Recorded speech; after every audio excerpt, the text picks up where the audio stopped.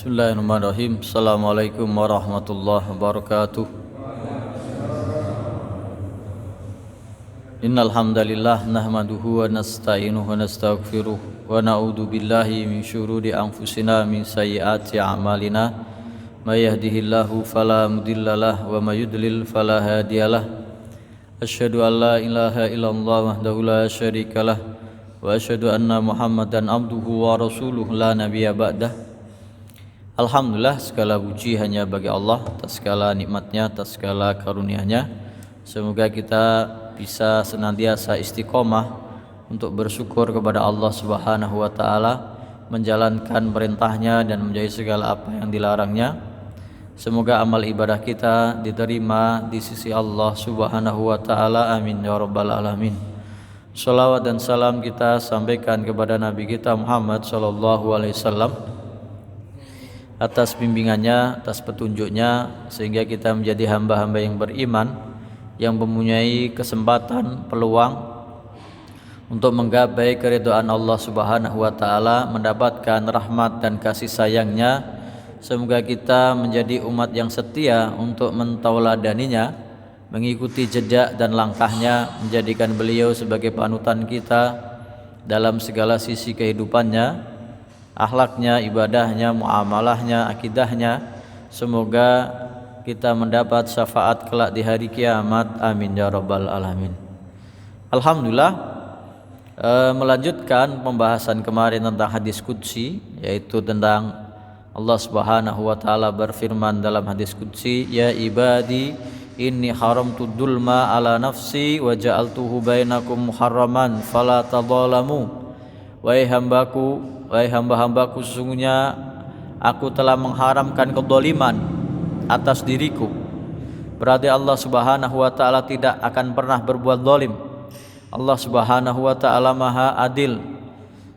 Dalam hadis yang lain, ad-dzulmu dzulumatun yaumal qiyamah. Kedzaliman adalah kegelapan kelak di hari kiamat. Kemudian inni haramtu dzulma ala nafsi, sesungguhnya aku telah mengharamkan kedzaliman kepada diriku sendiri. Allah Subhanahu wa taala tidak akan pernah berbuat zalim. Allah Subhanahu wa taala Maha Adil. Wa ja'altuhu bainakum muharraman, dan aku jadikan kedzaliman ini haram di antara kalian. Fala tadzalamu, maka janganlah kalian saling mendolimi. Zalim kepada Allah Subhanahu wa taala, zalim kepada dirinya sendiri, zalim kepada orang lain. Hendaknya kita berlaku adil kepada Allah Subhanahu wa taala, mengesakannya, mentauhidkannya dalam segala peribadatan kita, menyembahnya, taat kepadanya, takut hanya kepada Allah Subhanahu wa taala. Dan jangan mendolimi diri sendiri. Berbuat dosa, maksiat, hakikatnya mendolimi diri sendiri, karena akibatnya akan kita tanggung kelak di hari kiamat. Dan juga jangan mendolimi orang lain di hari kiamat. Seperti kita bahas kemarin tentang orang-orang yang rugi, yang bangkrut ketika sudah berbuat baik, sudah sholat, sudah puasa, sudah zakat, punya pahala sholat, puasa, zakat, tapi semua pahalanya habis untuk diberikan kepada orang-orang yang dia dolimi, dan dia menjadi orang yang bangkrut, ditimpakan dosa-dosa orang yang dia dolimi. Ketika pahalanya sudah habis, maka nasibnya dilemparkan ke dalam neraka jahanam. Na'udzubillahi min dzalik. Kemudian, ya ibadi kullukum dhalun illa man hadaituhu. Wahai hamba-hambaku, kalian semua itu awalnya, dulunya adalah sesat, enggak tahu arah, enggak tahu tujuan. Illa man hadaituhu, kecuali orang-orang yang aku beri petunjuk, beri hidayah. Fastahduni ahdikum, mintalah petunjuk kepadaku, niscaya aku akan memberi petunjuk kepada kalian.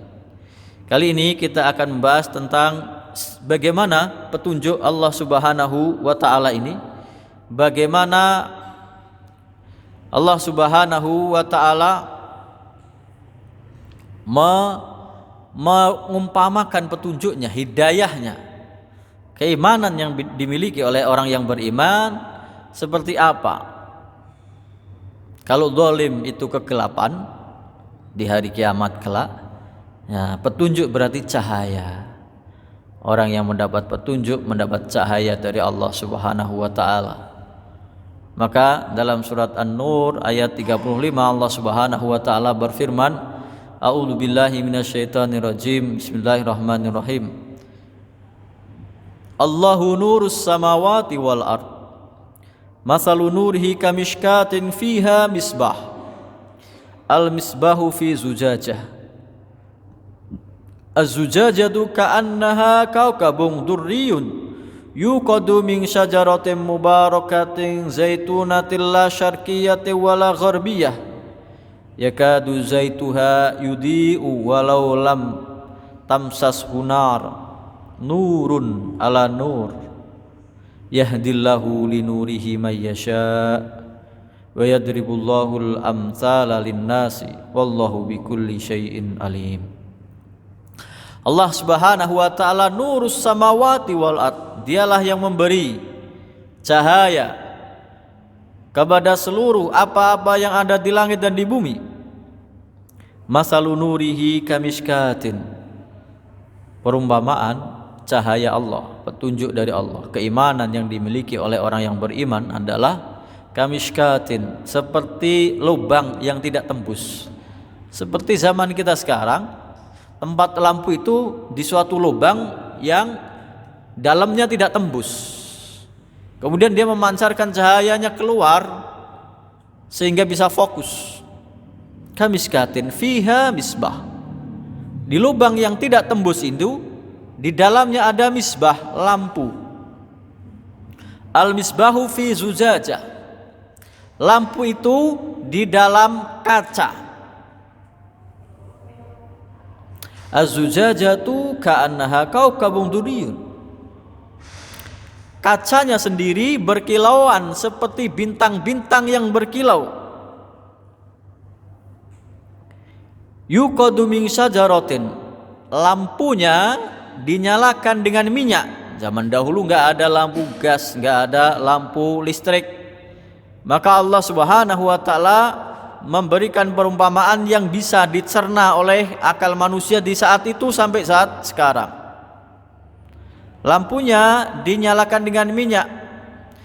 Min syajaratin mubarakatin zaitunatin, dari pohon yang diberkahi, dari minyak zaitun. La syarqiyatin wala gharbiyah, tidak di barat, tidak di timur, di tengah-tengah, di tempat yang tinggi. Yakadu zaituha yudi walau lam tamsas hunar.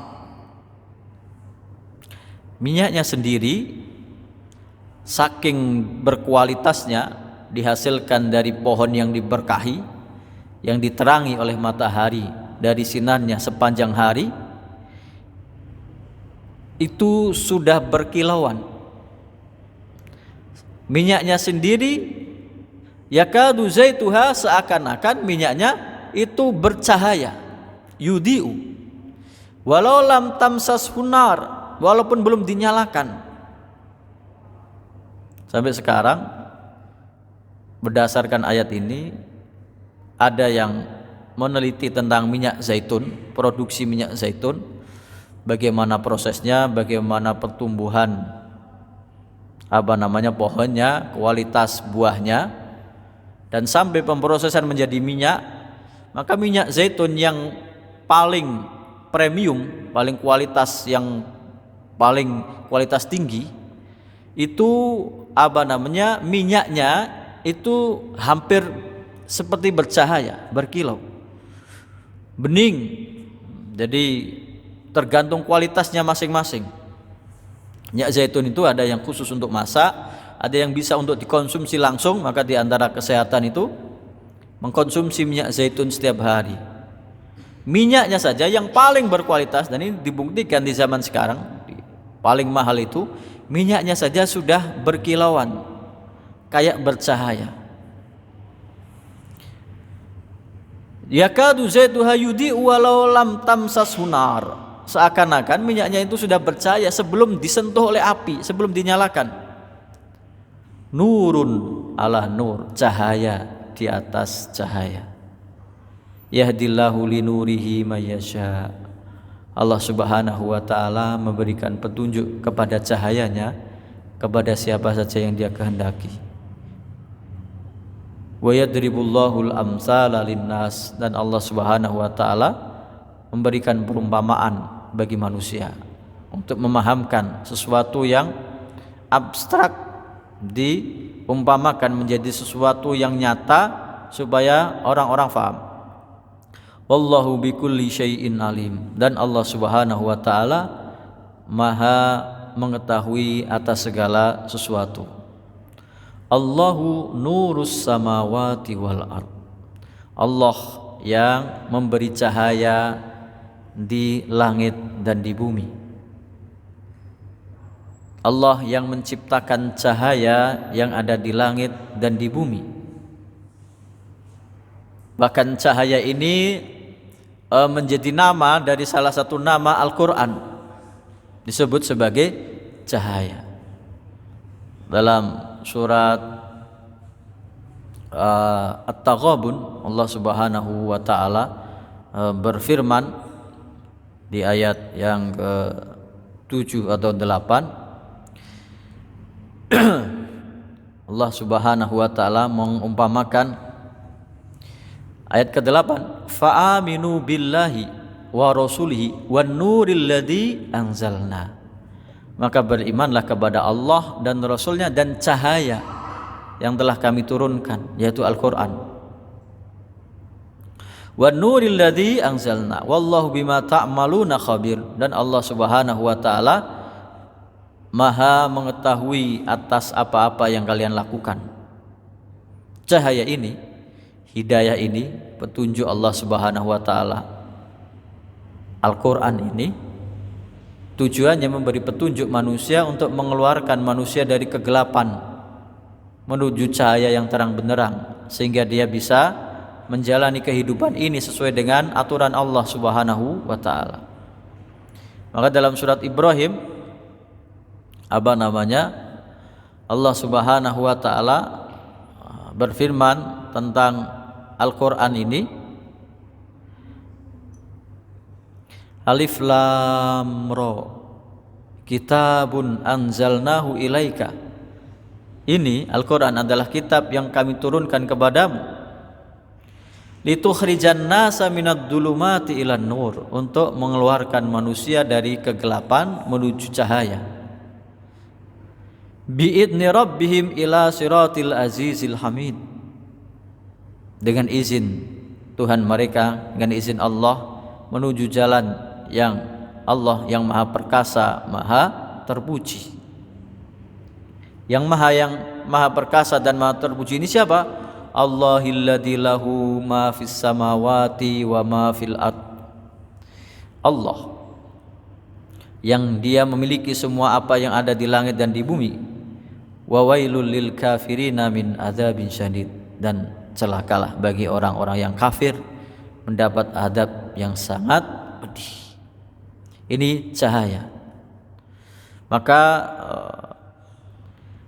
bahkan Allah Subhanahu wa taala mempunyai sifat, Dialah yang mempunyai cahaya, yang menciptakan cahaya.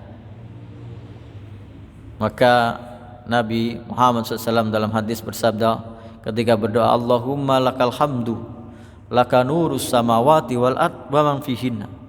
Ya Allah, segala puji hanya bagi Engkau. Engkaulah yang memberi cahaya kepada langit dan bumi dan apa-apa yang ada di dalamnya. Dalam doa yang lain Nabi Muhammad SAW berdoa, a'udzu binuri wajhikal ladzi asraqat lahud dulumat. Saya berlindung dengan cahayamu, ya Allah, yang itu menerangi segala kegelapan. Ketika Nabi Muhammad SAW ditanya peristiwa Isra Mi'raj, setelah dari Sidrotul Muntaha dan menghadap Allah Subhanahu wa taala untuk menerima perintah sholat 5 waktu, Nabi ditanya, hal ra'aita rabbak, apakah engkau wahai Muhammad melihat Tuhanmu? Nabi Muhammad menjawab, qala nurun inni arahu. Tidak, saya hanya melihat cahaya, itu yang bisa aku lihat. Dan tidak ada seorang pun di dunia ini ketika masih hidup bisa melihat Allah Subhanahu wa ta'ala. Itulah balasan kelak yang akan diterima di ayat-ayat berikutnya dari surat An-Nur ini. Dalam riwayat yang lain, ra'aitu nuron, saya hanya melihat cahaya. Inilah cahaya Allah Subhanahu wa ta'ala, yang petunjuk dari Allah Subhanahu wa ta'ala diumpamakan dengan cahaya yang menerangi manusia, memberi petunjuk kepada jalan yang lurus. Allahu nurus samawati wal ard. Allah yang memberi cahaya kepada semua yang ada di langit dan di bumi. Allah yang menciptakan cahaya kepada semua yang ada di langit dan di bumi. Masalun nurihi, perumpamaan cahaya Allah. Ini petunjuk keimanan bagi orang yang beriman. Kamiskatin, seperti lubang yang tidak tembus tadi. Jadi sebagian ulama mengumpamakan lubang itulah dada manusia. Secara fisik dia seperti lubang yang di dalamnya nanti akan ada cahaya. Masalun nuri kamiskatin fiha misbah. Perumpamaan cahaya Allah itu seperti miskah, lubang yang tidak tembus tadi. Inilah dada manusia. Fiha misbah, di dalamnya ada lampu. Itulah hati manusia, yang kalau Allah memberi petunjuk kepadanya maka dia bercahaya. Ayat ini menggambarkan petunjuk atau keimanan yang sempurna yang dimiliki oleh manusia, seperti cahaya yang sangat terang benderang yang menerangi kehidupannya, berjalan sesuai dengan aturan Allah Subhanahu wa ta'ala. Jelas baginya kebatilan dibanding dengan kebenaran, terang baginya kesesatan dibanding dengan hidayah. Terang mana yang benar, mana yang salah. Seperti satu lubang yang tidak tembus cahaya, kemudian di dalamnya ada lampu. Al-misbahu fi zujajah, lampunya sendiri di dalam kaca. Kacanya az-zujajatu ka'annaha kaukabun durriyun. Kacanya sendiri seperti bintang yang berkilauan. Kacanya sudah bercahaya, berkilauan seperti bintang-bintang. Terbuat dari bahan yang tembus cahaya, berkilauan. Ka'annaha kaukabun durriyun yuqadu min syajaratin, dinyalakan dari minyak yang diambil dari pohon yang diberkahi. Pohon yang diberkahi ini pohon zaitun. Di Indonesia ada beberapa usaha mencoba untuk menanam pohon zaitun ini. Yang pernah saya lihat itu tumbuh, tapi tidak sampai bisa berbuah seperti di tempat asalnya. Di Mesir, di Tunisia, di Eropa, buah zaitun itu tumbuh dan berbuah dengan bagus. Di Indonesia bisa tumbuh, tapi untuk berbuah belum ada yang bisa menghasilkannya. Kalau buah yang lain banyak yang bisa menjadikannya pertanian, seperti buah tin misalnya atau buah korma ada yang sempat berbuah. Tapi kalau buah zaitun ini kalau di Indonesia belum ada yang berhasil.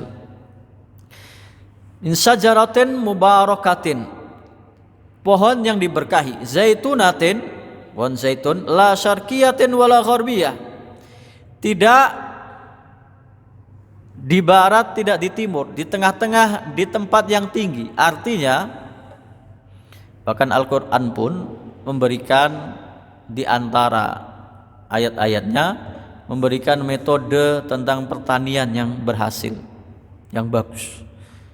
Untuk kualitas pohon zaitun yang paling bagus itu yang disinari cahaya matahari penuh sepanjang hari. Tidak di bagian barat yang hanya dapat sinar di pagi hari saja, ketika sore dia kena bayangan dari benda yang lain. Atau tidak di bagian timur yang kena cahayanya ketika sore hari saja, di pagi harinya tidak. Maka pohon yang diberkahi ini mendapat cahaya sepanjang hari, di tempat yang subur, di tempat yang tinggi. Maka kualitas buahnya bagus, menjadi minyak yang sangat berkualitas.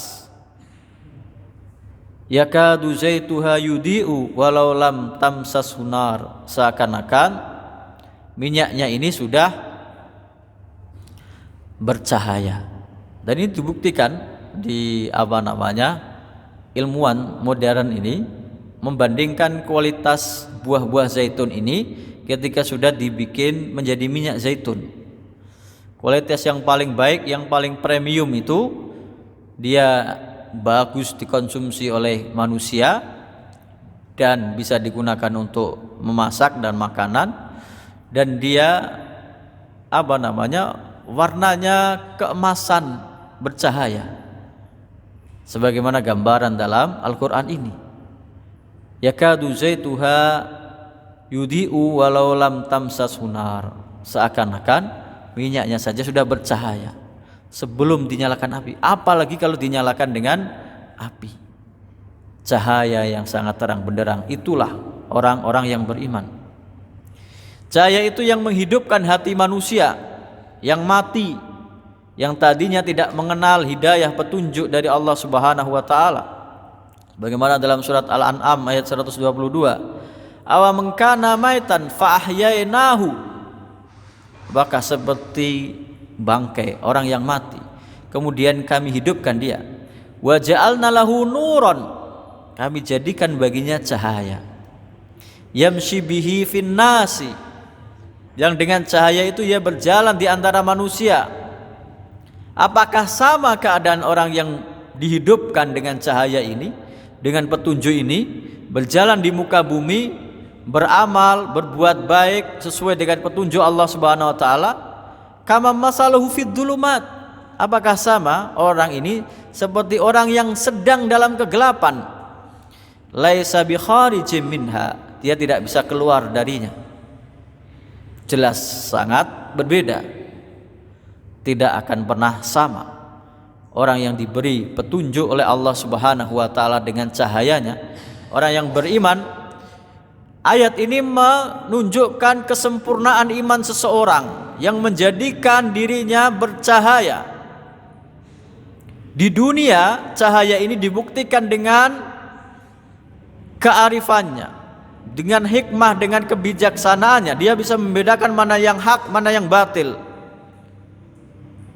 mana yang sesat, mana yang petunjuk, dengan cahaya ini sampai kelak di hari kiamat. Ada orang yang pura-pura punya cahaya, orang munafik. Dengan lisannya dia mengatakan beriman, tapi hatinya kafir. Ini akan hilang cahayanya kelak di hari kiamat. Sedangkan orang beriman, sebagaimana dalam surat At-Tahrim ayat 8, Allah Subhanahu wa taala menggambarkan orang-orang yang beriman ini, mereka berjalan dengan cahaya dari Allah Subhanahu wa taala. Ya ayyuhalladzina amanu tubu ilallahi taubatan nasuha. Hai orang-orang yang beriman, taubatlah kalian kepada Allah dengan taubat sebenar-benar taubatan nasuha. Asa rabbukum ayyukaffiru ankum sayyiatikum, semoga Tuhan kalian menghapus kesalahan dan dosa-dosa kalian. Wa yudkhilakum jannatin tajri min tahtihal anhar, dan memasukkan kalian ke dalam surga yang mengalir di dalamnya sungai-sungai, di bawahnya sungai-sungai. yauma la yuhzillahu an-nabiyya walladzina amanu. Hari itu Allah Subhanahu wa taala tidak menghinakan Nabi Muhammad SAW dan orang-orang yang beriman kepadanya. Di dunia mungkin terhina, mungkin direndahkan, dilecehkan, dijauhi orang-orang yang taat ini, orang-orang yang jujur ini, orang-orang yang beriman ini, mungkin ditindas, mungkin dianiaya, seperti saudara-saudara kita di Palestina, dizalimi. Tapi kelak di hari kiamat, la yuhzillahu an-nabiyya walladzina amanu maha. Allah Subhanahu wa taala tidak menghinakan Nabi Muhammad SAW dan orang-orang yang beriman dengannya, bersamanya. Bagaimana keadaannya di akhirat, di hari kiamat? Nuruhum yas'a baina aidihim wa bi aimanihim. Cahaya mereka berjalan di depan dan di samping kanan mereka. Yaquluna, mereka berkata, Rabbana atmim lana nurana. Ya Allah, sempurnakanlah cahaya kami. Waghfir lana innaka ala kulli syai'in qadir. Ya Allah, sempurnakanlah cahaya kami dan ampunilah kami. Sesungguhnya Engkau ya Allah Maha berkuasa atas segala sesuatu. Ini cahayanya orang-orang yang beriman. Dia menemaninya di dunia sampai di akhirat, menjadi penerang hidupnya di dunia, menempuh jalan yang lurus petunjuk Allah Subhanahu wa taala, dan menemani kehidupannya di akhirat, di alam barzah, di alam kubur sampai hari kiamat. Beda dengan orang munafik, digambarkan dalam surat Al-Hadid sama ini. Dalam surat Al-Hadid Allah Subhanahu wa taala berfirman dari ayat yang ke-12 tentang hari kiamat kejadiannya. Yauma taral mu'minina wal mu'minati yas'a nuruhum baina aydihim wa bi aymanihim. Di hari kiamat itu engkau akan melihat orang-orang beriman laki-laki dan orang-orang beriman perempuan, yas'a nuruhum baina aydihim wa bi aymanihim. Cahaya mereka berjalan mengiringi mereka di depan dan di kanan mereka. Dikatakan kepada mereka, busrakumul yauma jannatun tajri min tahtihal anharu khalidina fiha. Dikatakan kepada mereka oleh para malaikat, kabar gembira bagi kalian, surga yang mengalir di bawahnya sungai-sungai, kalian kekal di dalamnya. Dzalika huwal fauzul azim. Itulah keberuntungan yang sangat besar. Ada yang menggambarkan ini peristiwa ketika orang-orang menyeberang di Shirathul Mustaqim yang bawahnya adalah neraka jahanam, ujungnya adalah surga. Maka ada yang berjalan secepat kilat, secepat angin, ada yang seperti naik kuda, ada yang seperti naik unta, ada yang berjalan, ada yang bahkan merangkak. Nah, di hari itu orang-orang beriman cahayanya di kanan dan di depannya. Orang munafik awalnya dapat cahaya ini sama-sama dengan orang beriman, karena dia mengaku beriman dengan lisannya, dengan mulutnya, tapi kafir dalam hatinya. Jadi ketika berangkat bersama orang-orang beriman mau nyebrang, sama dikasih cahaya.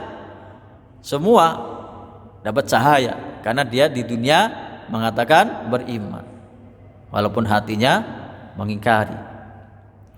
Yauma yaqulul munafiquna wal munafiqatu lilladzina amanu duruna naktabis min nurikum. Hari itu orang-orang munafik laki-laki dan orang-orang munafik perempuan berkata kepada orang-orang yang beriman yang membawa cahayanya berjalan, ungduruna, tunggu kami. naktabis min nurikum, kami minta cahaya kalian. Jadi awalnya sama-sama bercahaya, berangkat cahayanya orang yang beriman itu tetap seperti tadi, Rabbana atmim lana nurana, ya Allah sempurnakan cahaya kami, tetap mengiringi mereka sampai ujung, sampai ke surga. Sedangkan orang munafik ini baru beberapa langkah berjalan, tiba-tiba cahayanya mati. Lalu mereka berkata kepada orang-orang yang beriman, yauma yaqulul munafiquna wal munafiqatu lil ladzina amanu duruna naktabis min nurikum. Mereka berkata kepada orang-orang yang beriman, tunggu kami minta cahaya kalian, karena cahaya mereka mati. Qila raji'u wara'akum faltamisu nura. Loh, dikatakan kepada mereka, lah kalian tadi punya cahaya, berangkat bersama-sama kami membawa cahaya. Ya sudah, kembali lagi ke belakang, ambil cahayamu yang tadi kamu bawa. Ketika balik ke belakang, faduriba bainahum bisurin lahu bab. Ketika balik ke belakang karena pengen cari cahayanya yang hilang gelap gulita tadi, ditutup antara mereka dan orang beriman tembok pemisah yang ada pintunya. Batinuhu fihi rahmah, yang sudah masuk orang-orang beriman, di dalamnya adalah kasih sayang Allah Subhanahu wa taala, surganya. Wa dhahiruhu min kibalihil adzab, dan yang di luar orang-orang munafik itu adanya adalah adab neraka jahanam. Itulah nasib orang-orang yang mempermainkan agama, orang-orang yang ingin menipu Allah Subhanahu wa ta'ala dan orang-orang yang beriman. Sama gambaran orang-orang munafik ini seperti dalam surat Al-Baqarah, keadaan mereka digambarkan, masaluhum kamasalil ladzi istauqada nara. Perumpamaan orang munafik ini seperti orang yang menyalakan api, sama berangkat bersama-sama punya cahaya api. Dari ayat 17 ini surat Al-Baqarah. Orang munafik itu gambarannya dari ayat 8 sampai ayat 20, 13 ayat di dalam surat Al-Baqarah. Ayat 17-nya, masaluhum kamasalil ladzi istauqada nara. Perumpamaan mereka seperti orang yang menyalakan api, ada cahaya. Falamma adha'at ma haulahu, ketika cahayanya sudah bersinar menyinari sekelilingnya, dia mau berjalan, dhahaballahu binurihi, Allah matikan, hilangkan cahaya mereka. Dhahaballahu binurihim wa tarakahum fi dhulumatin la yubsirun. Allah menghilangkan cahaya mereka, hilang, gelap gulita, maka mereka tidak bisa melihat. Ayat 18-nya, summun bukmun umyun fahum la yarji'un. Bisu, buta, tuli. Bisu, summun itu tuli, bukmun bisu, umyun buta, fahum la yarji'un, mereka tidak bisa kembali. Inilah orang-orang yang mempermainkan agama, sehingga mereka dipermainkan oleh nasibnya sendiri. Mereka dihinakan kelak di hari kiamat. Nah, wa yadribullahul amsala linnas. Allah Subhanahu wa taala yahdillahu linurihi may yasha. Allah memberi petunjuk dengan cahayanya ini kepada siapa saja yang Dia kehendaki. Petunjuk itu, cahaya Allah itu diberikan hak prerogatifnya oleh Allah Subhanahu wa taala. Kita tidak bisa membagi-bagi cahaya ini. Petunjuk itu ada hidayatul irsyad, dan ini semua orang dapat. Nabi Muhammad SAW memberi petunjuk, petunjuknya hidayatul irsyad, hanya menunjukkan, memberikan pemahaman yang benar. Ikutilah keimanan yang benar, beriman kepada Allah dan Rasul-Nya, mengikuti aturan Allah Subhanahu wa taala dan Rasul-Nya, ikuti Al-Qur'an, ikuti hadis-hadis Nabi Muhammad SAW. Itu hidayatul irsyad, hanya mengajak. Hidayatul taufik itu hak Allah Subhanahu wa taala. Yang bisa memberi petunjuk orang itu mau beriman, orang itu mau sholat, orang itu mau taat, orang itu mau sedekah, orang itu mau puasa, Allah Subhanahu wa taala. Yahdi bihi, yahdillahu linurihi mayyasha. Allah memberi petunjuk kepada cahayanya ini kepada siapa saja yang Dia kehendaki. Wa yadribullahul amsala linnas, dan Allah memberi perumpamaan kepada manusia supaya mereka faham. Makanya Nabi Muhammad SAW dikatakan dalam surat Al-Qasas, innaka la tahdi man ahbabta walakinallaha yahdi man yasha. Sesungguhnya engkau Muhammad tidak bisa memberi petunjuk kepada orang yang engkau cintai.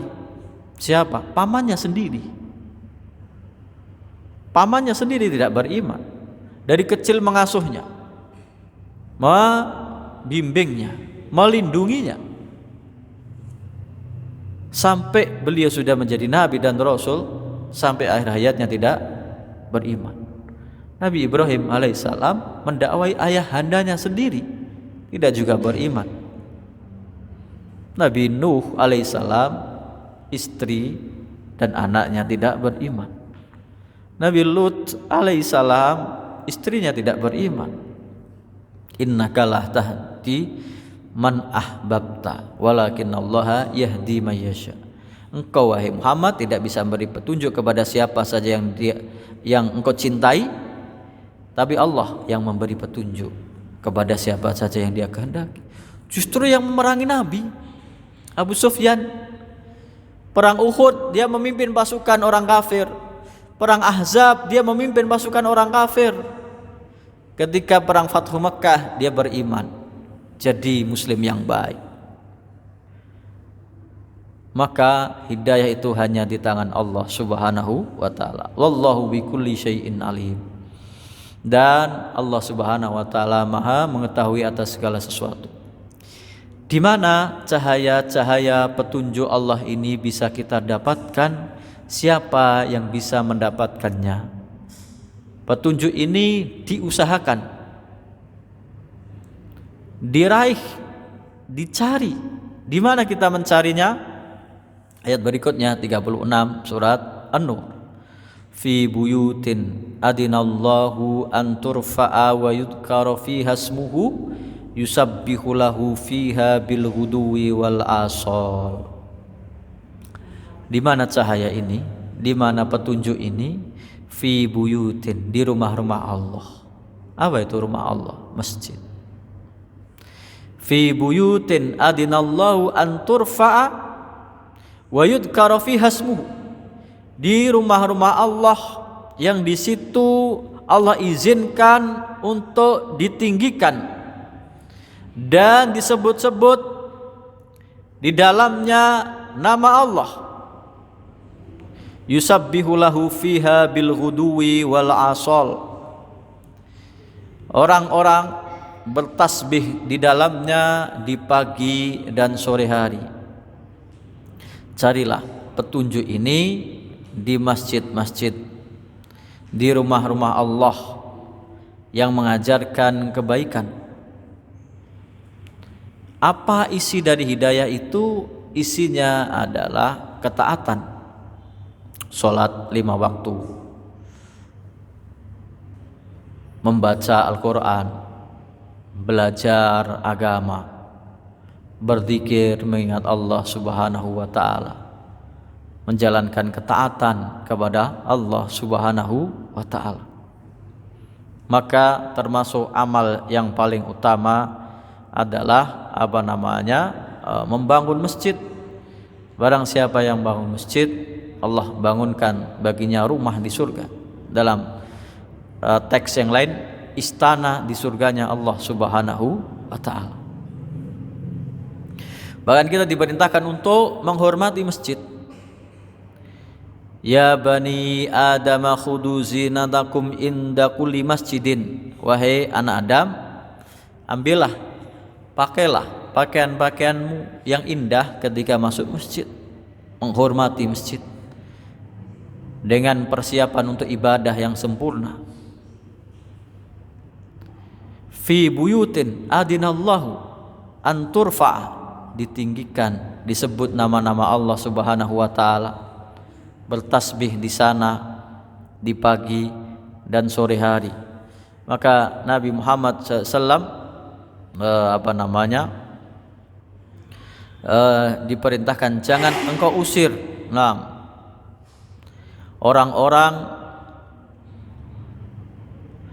wasbir nafsaka, dan bersabarlah bersama orang-orang yang menyebut nama Allah dalam surat Al-Kahfi ayat 28. Wasbir nafsaka ma'al ladina yad'una rabbahum bil ghadati wal asyi yuriduna wajha.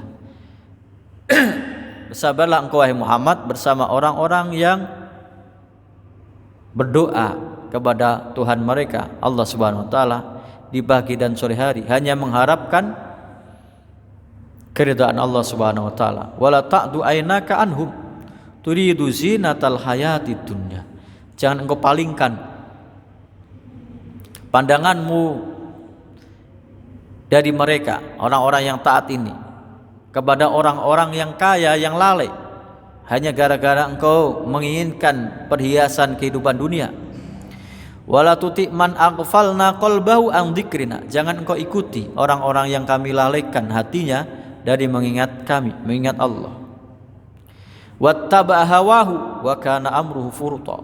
Dan mereka yang mengikuti hawa nafsunya, lalu nasib mereka adalah binasa, celaka di hari kiamat kelak. Siapa yang bisa melakukan ini? Ini kalau dalam bahasa yang tadi, fi buyutin adinallahu an turfa'a wa yudhkara fiha ismuhu yusabbihu lahu fiha bil ghudwi wal asal, senantiasa bertasbih di dalamnya, di masjid itu, di pagi hari dan sore hari. Siapa yang melakukan ini? Di ayat berikutnya, ayat 37, rijalun, orang laki-laki. La tulhihim tijaratun wala bai'un an dzikrillah wa iqamis shalah wa ita'iz zakah yakhafuna yauman tataqallabu fihil qulubu wal absar. Rijalun, para lelaki. Maka menurut definisi Al-Quran, kejantanan seorang lelaki, keberanian seorang lelaki adalah orang-orang yang memakmurkan masjid. Maka dalam hadis tentang 7 orang, sab'atun yudilluhumullahu fi dhillihi yauma la dhilla illa dhilluh, di hari kiamat kelak yang dinaungi oleh Allah Subhanahu wa taala, tidak ada naungan kecuali naungan dari Allah. Di antaranya rajulun qalbuhu mu'allaqun bil masajid, laki-laki yang hatinya terpaut dengan masjid.